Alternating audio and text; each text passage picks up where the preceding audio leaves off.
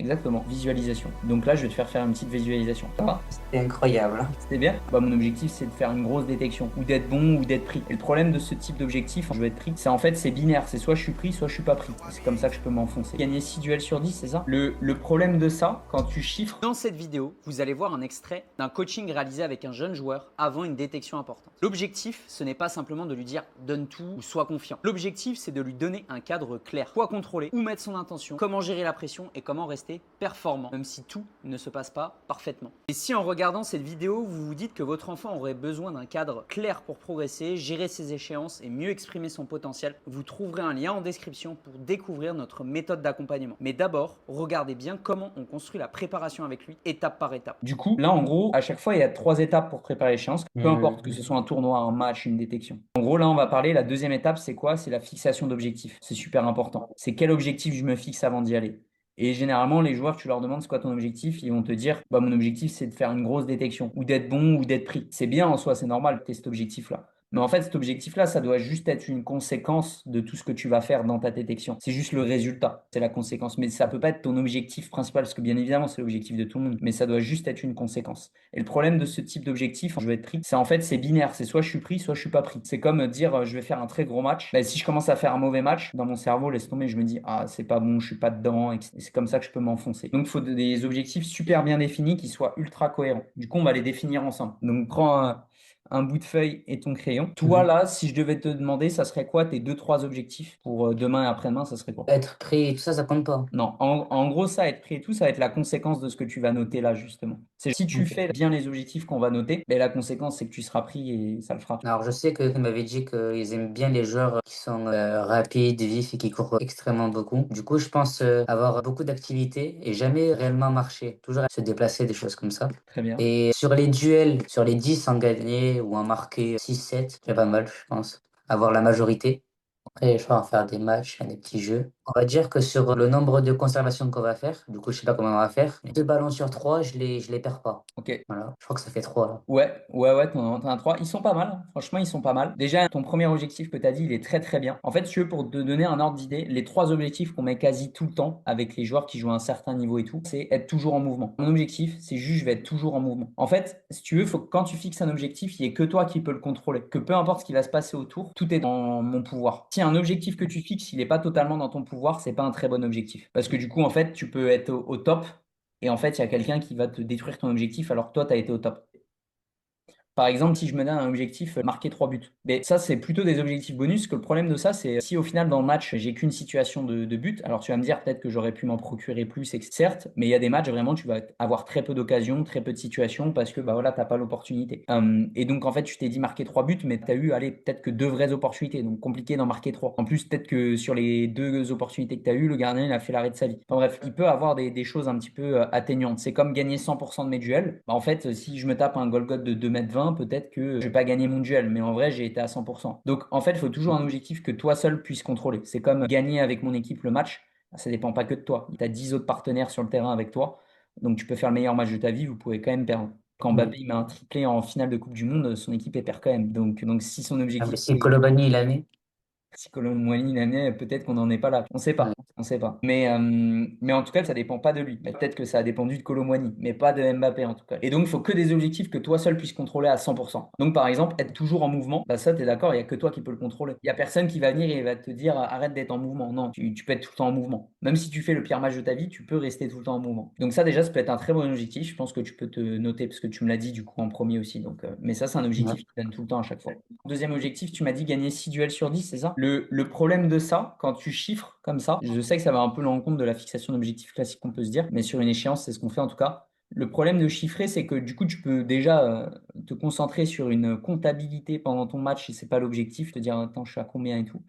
Et tu peux facilement te faire sortir du focus qui est important, du focus attentionnel. Et pareil, sur les 6 duels, en fait, il peut y avoir plein de choses qui vont faire que tu vas peut-être perdre un duel en plus, peut-être tu vas en gagner que 5. Tu te dis j'ai pas mon objectif atteint, mais en fait les duels que tu as perdus, c'est parce que peut-être ils étaient à 2 sur toi, il y a eu une circonstance, ou un partenaire t'a pas accompagné dans cette situation-là, ou que au final, même si tu en as perdu un en plus, bah, en fait tu as quand même fait un très très gros match et tu as été excellent dans toutes les autres dominantes. Généralement sur les duels, nous ce qu'on dit, c'est juste j'ai l'intention d'être à 100% sur tous les duels. Mon objectif c'est d'être à 100% sur tous mes duels.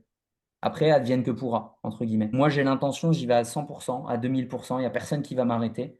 Et après, je vois ce que ça va donner. Et comme ça, je sais que c'est 100% dans mon contrôle. La seule chose qui va faire que je vais pas atteindre cet objectif, c'est si je me respecte pas moi-même et que je suis pas à mon 100%.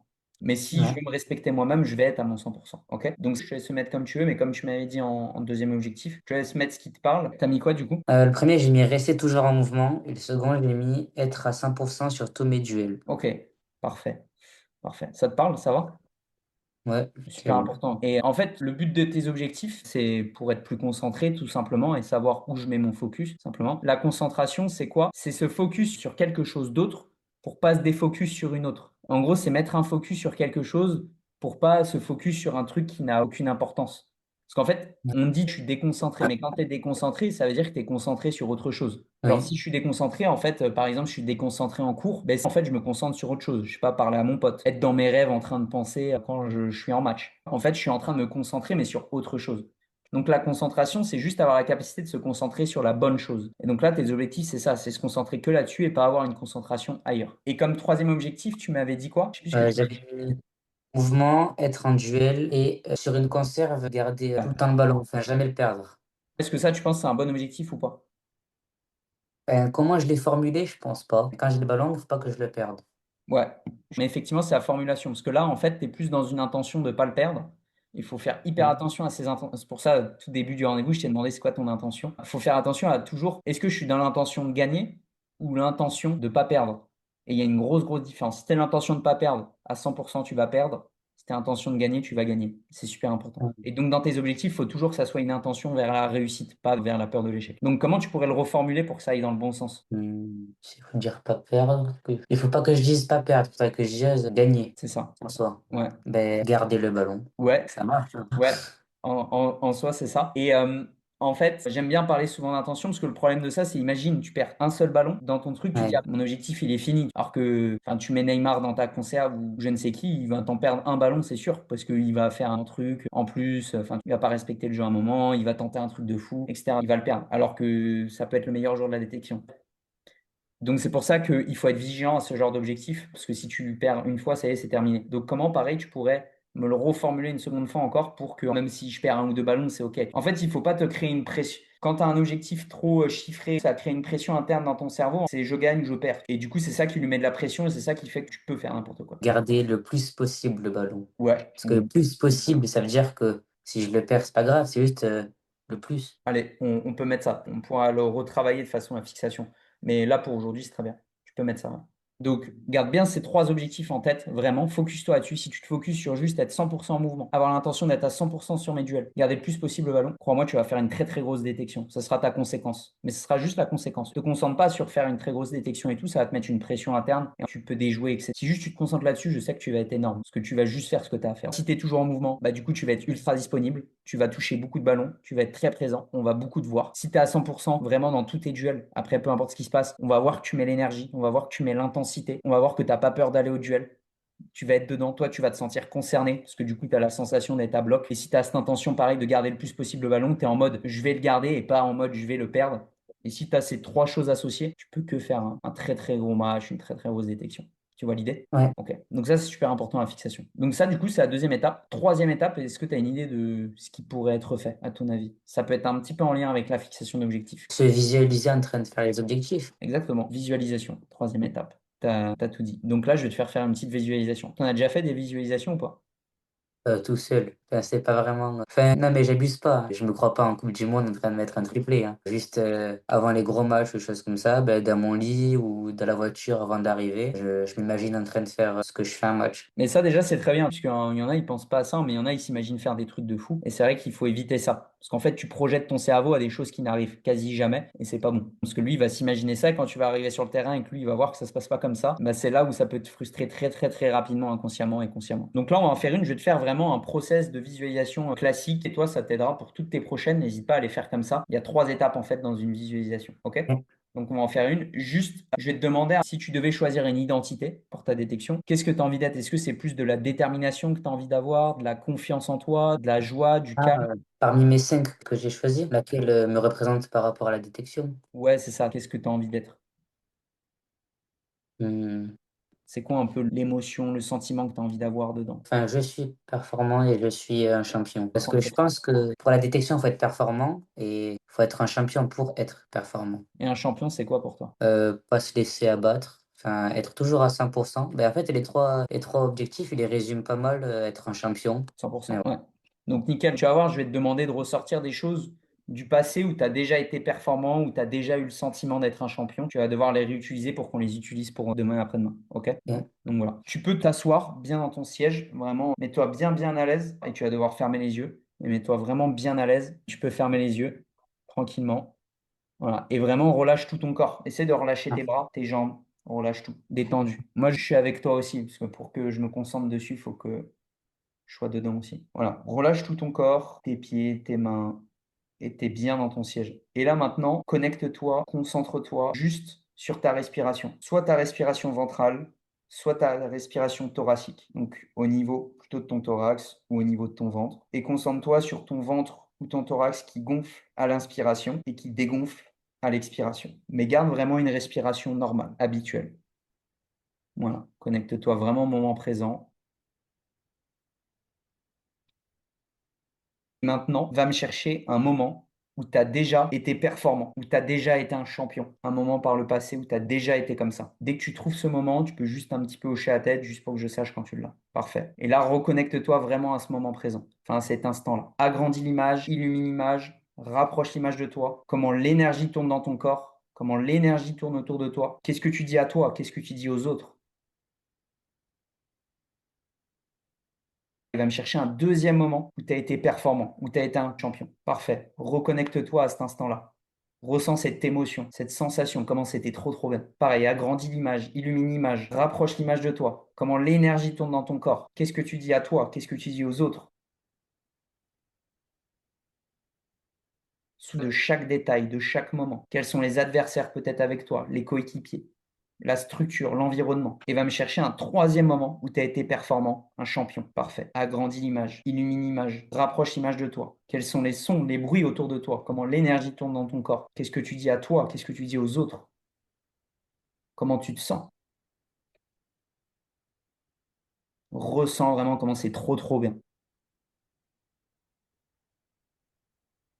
Maintenant, avec cette même énergie, ces mêmes sensations, connecte-toi à ta détection de demain et d'après-demain. Le demain, d'après-demain, avec cette même énergie, cette même sensation. Et pareil, imagine la structure, l'environnement, exactement comment ça va être. Tous les détails vraiment. Et vois-toi faire des choses simples. Contrôle, passe, accélération, appel contre appel. Je rentre à l'intérieur du jeu. Je viens combiner peut-être au milieu de terrain. Je viens combiner avec mon latéral. Je rentre à l'intérieur du jeu sur ma prise. Qualité de frappe. Vois-toi réussir vraiment des choses simples, mais des choses que tu as l'habitude de faire, mais que tu es vraiment dans la réussite. Et ressens toujours cette émotion, cette sensation de détermination, de joie, d'enthousiasme, de performance, et que tu es un champion à travers tout ça. Et une fois que tu ressens vraiment bien cette sensation-là, que tu sens que ça tourne l'énergie dans ton corps et que tu te sens vraiment trop trop bien, tu vas pouvoir me faire 3 inspirations et 3 expirations. Inspiration par le nez, expiration par la bouche. Et sur chaque expiration, pense à un mot, peut-être je suis un champion ou je suis performant, qui te reconnecte à ce moment présent et à cette émotion. Une fois que c'est fait, tu peux progressivement te reconnecter de nouveau à ta respiration au même endroit qu'au départ, donc soit sur le ventre, soit sur le thorax. Et dès que tu as réussi à te reconnecter à cet instant-là, tu peux bouger les mains, les pieds et rouvrir les yeux et revenir ici et maintenant. Ça va? c'est incroyable, hein. C'était bien? Ouais, se mémoriser des moments comme ça, j'ai bien aimé. Top. Ouais, j'avais oublié des sensations que là, Ouais. c'était bien. C'est ce qu'on appelle réactiver la mémoire cellulaire. En gros, c'est réactiver un peu les sensations, les émotions de ton cerveau et lui faire voir que en fait, ben, je l'ai déjà fait, j'ai déjà été comme ça, j'en suis capable et en fait, je vais pouvoir remettre la même chose demain, après-demain, sans souci. Parce que je suis déjà capable de le faire, je l'ai déjà en moi en fait. En gros, c'est ça. Et là, c'est vraiment, on a fait la visualisation, c'est vraiment les étapes, c'est je me connecte à l'instant présent, je vais chercher voilà, les différents moments. Du coup, on peut faire une visualisation sur tout type de choses, hein. Ça peut être sur le calme, la détermination, être un champion, etc. Ce qu'on veut. Après, une fois que j'ai bien ces moments-là, je me reconnecte du coup à l'échéance qui arrive avec cette même énergie, cette même sensation, ces mêmes émotions. Et ensuite, bah, quatrième étape, mais c'est la fin, c'est voilà, je fais l'inspiration, expiration avec un mot pour créer un ancrage en fait un petit peu et je me reconnecte ensuite au moment présent, quoi. Ok? Ouais. Make sense? Ça fait du sens pour toi? Bah, de quoi make sense? Mec, c'est quoi ça? En gros, ça va, tu comprends bien le principe de la visualisation, quoi. Ah oui, j'ai compris. Ouais. Ok. Et pareil, une visualisation, ce qui marche très bien, c'est de la faire aussi sur les objectifs que tu t'es fixés. Les 3 objectifs qu'on a fait, typiquement, tu peux te refaire une visualisation si tu veux ce soir ou même demain matin ou quoi sur tes objectifs avec exactement la même méthodologie qu'on vient de faire. En t'imaginant du coup sur ton échéance en train de réaliser tes objectifs. En mode, je suis toujours en mouvement, je me vois ultra dispo, je suis à 100% sur tous mes duels, j'arrive à garder le ballon peu importe les situations. Ouais. Tu vois l'idée? Donc la Ouais. visualisation, c'est trop puissant. Et plus t'en fais, plus tu arrives à connecter facilement et à aller ultra loin dans les émotions. Moi, des fois, Ouais. quand je fais, ben, avant là avec les joueurs, j'ai fait une visualisation. Il y en a un qui a pleuré pendant la visualisation parce que du coup, il reconnectait à des moments vraiment qui leur rappelaient des trucs de fou. Et plus tu te connectes vraiment bien, bah mieux c'est forcément pour ton cerveau. Oui. Donc nickel, mais c'est bien si tu as réussi à bien te reconnecter. Ok, donc voilà, on a fait l'étape 2 et 3, c'est ce que je voulais te faire faire. Il y en a une autre, comme je t'ai dit, la première étape, mais ça, je te le montrerai plus tard, mais déjà, là, ça suffit très très bien. Du coup, pour finir, par rapport aux, tu sais, aux questions qu'ils peuvent te poser, là, comme disait ton papa, sur ça, en vrai, les questions types qu'ils posent, et ça, il a tout à fait raison, très souvent, ils vont te demander ça. Est-ce que si demain, tu dois aller loin de ta famille, etc., est-ce que tu es prêt à être en internat? Ils vont même te dire à vivre seul, à être autonome, etc. Est-ce que tu es prêt à tout ça? Donc ça, après, tu réponds ce que tu veux, mais forcément, du coup, ils attendent un oui, hein. Si tu leur dis, bah non, je suis pas prêt, j'ai envie de rester proche de ma famille et tout, bah, ils vont se dire, ok, il est pas prêt, ça va être compliqué mentalement, ça va pas le faire. Donc voilà, ça c'est une question qu'ils posent très souvent. Une autre question qu'ils posent très souvent, c'est pourquoi tu fais du foot? Pourquoi c'est important pour toi d'aller à un haut niveau, de jouer à un bon niveau? Ça, c'est une question qui peut arriver souvent. Ton pourquoi, ton why, en fait, tout simplement. Une autre question qu'ils posent souvent aussi, c'est de manière globale, comment tu te sens, que ce soit dans ta vie, que ce soit là actuellement à l'école, que ce soit avec ton club actuellement. En fait, avoir un peu ton ressenti sur comment tu te sens, comment tu es. En fait, eux, dans leur idée des questionnaires, à chaque fois, c'est vraiment mieux de comprendre. C'est pas des questions pièges, hein. Ils vont pas te demander c'est qui a marqué à la Coupe du Monde 98 le deuxième but, ce que je veux dire. Je sais pas. C'est qui? C'est pas? Ouais. Attends, ça doit être Mbappé, hein, je pense, non? Coupe du Monde 98, j'ai dit. 98. Ah, ah non, je sais même pas. Du coup, Zizou. non, je sais pas. C'est Zizou, les 2 buts de Ah, la c'est tête. Zizou. Ouais. Les Ah buts oui, de la tête. ok. Et le troisième but, tu sais c'est qui? Petit, non? Exactement. Ok. Ouais, exactement, c'est petit. Mais ils vont pas te poser des questions comme ça, ils s'en fichent, ils vont pas te faire. C'est pas un test de culture générale. C'est vraiment, en fait, ils Mm. veulent juste en apprendre plus sur toi et ta personnalité. Une question qu'on fait, après ça, c'est pas dans tous les centres, mais nous, on leur faisait des petits jeux de situation. En gros, on te dit par exemple, imagine, tu viens de rater 2 buts hyper importants sur les dernières secondes du match. Comment tu te sens après le match? Tu dois juste leur dire. Et pour qu'ils voient en fait un peu ta réaction et comment tu fonctionnes. Est-ce que tu es quelqu'un d'ultra compétiteur? Est-ce que tu es quelqu'un de mauvais joueur? Est-ce que ça, c'est des choses, mais ils le font pas partout. Et je pense pas honnêtement qu'ils vont vous le faire. Je pense que ça va rester très classique. Les questions que je t'ai dit avant, Oui. comment tu te sens de manière générale déjà, comment tu te vois si potentiellement tu dois être autonome et voilà. Et ton pourquoi. C'est un peu ça qui arrive. Ok. Ça se trouve, je te dis ça et tu vas me dire, Valentin, il m'a dit n'importe quoi, ils ont été à l'opposé. Ça peut arriver, ils Mm. peuvent changer selon les années, mais logiquement, ça change jamais. Au niveau du poste, ça, il la pose tout le temps quasiment. Où est-ce que tu te sens le plus à l'aise sur le terrain? Est-ce que tu penses que tu es Mm. capable de jouer à d'autres postes? Ils peuvent te demander Mm. aussi ça, qu'est-ce que tu aimes dans ton poste et quelles sont un peu selon toi tes qualités aujourd'hui et les choses sur lesquelles tu devrais t'améliorer. Ouais. Moi, il m'avait dit sur 3 postes différents, enfin lequel je me sens le mieux, le second, le troisième. Il fallait à chaque fois que j'en change un. Ok, ok. Je me Parce que tu avais rappelle. noté avant peut-être aussi, non? Les postes que tu aimais ou que tu avais joué, non? Ah oui, oui, oui. Il avait noté déjà. Ouais, c'est ça. Ouais, ouais, ils peuvent faire ça. Ok, ok, ok. Donc ouais, c'est à peu près ça. Mais en vrai, il n'y a pas de surprise, hein. Enfin, en vrai de vrai, j'ai quasi jamais eu le cas où un joueur, tu sais, il est très bon sur le terrain sportivement et parce que à l'entretien, il est un peu perdu, qu'il n'est pas pris. Il n'est pas pris. Ouais. Sauf cas exceptionnel, ça m'est déjà arrivé 2, 3 fois en vrai que j'ai vu. Mais parce qu'en fait, mais on se rend compte que le joueur, il comprend pas les questions. Il n'est pas du tout mature dans son approche. Et c'est très friable, très fragile. C'est souvent un peu les 3 trucs. Tu sens que le joueur, tu lui appuies un peu sur la tête, il pleure, quoi, ce que je veux dire. Et ça, ils aiment pas. Mm. Donc voilà. Mais bon, c'est pas ton cas. Je pense pas quand même.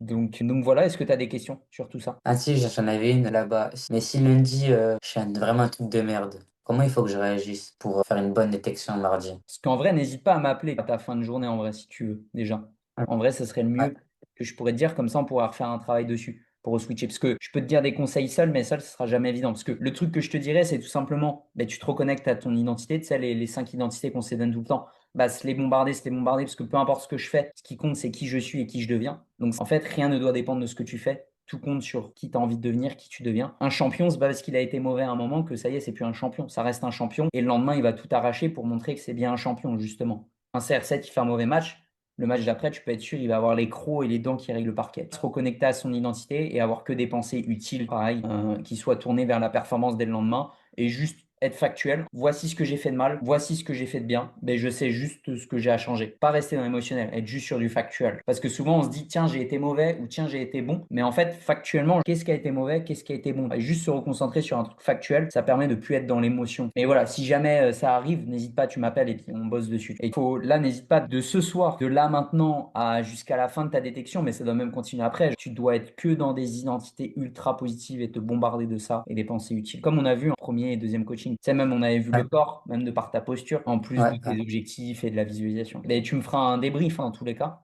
Ça va très bien se passer. Le seul truc que tu dois avoir en tête, c'est juste de ne pas avoir de regrets et jouer comme tu dois jouer. Après, le reste, ça ne dépend pas de toi, le fait d'être pris ou pas. La seule chose qui dépend de toi, c'est que toi, tu sois bon et que tu fasses ce que tu as à faire.